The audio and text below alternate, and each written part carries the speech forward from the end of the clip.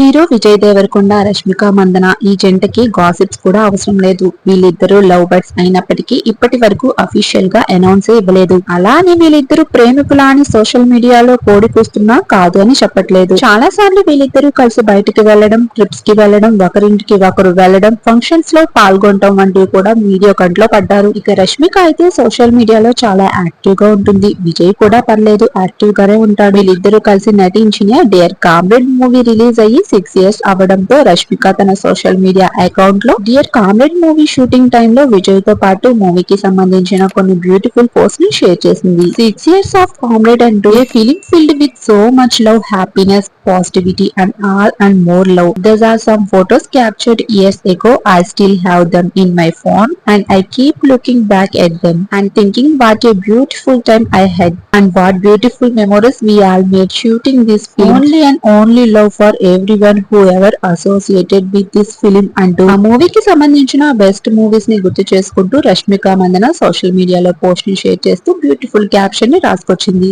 Rashmika share చేసిన పోస్టులకి నేటిజన్లు lily character ని ఇంకా మర్చిపోలేమంటూ కామెంట్స్ చేస్తున్నారు.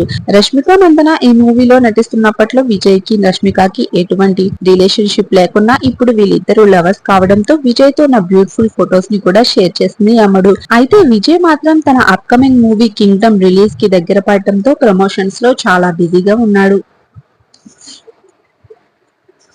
వీళ్ళిద్దరూ ఇలా ఏదో రక పోస్టులతోనో లేకపోతే బయట కనిపించడంతోనో సోషల్ మీడియాలో ఏదో విధంగా రచ్చ అవుతూనే ఉంటారు. మరి ఈ పేరు అఫీషియల్ గా ఎప్పుడు అనౌన్స్ చేస్తారా?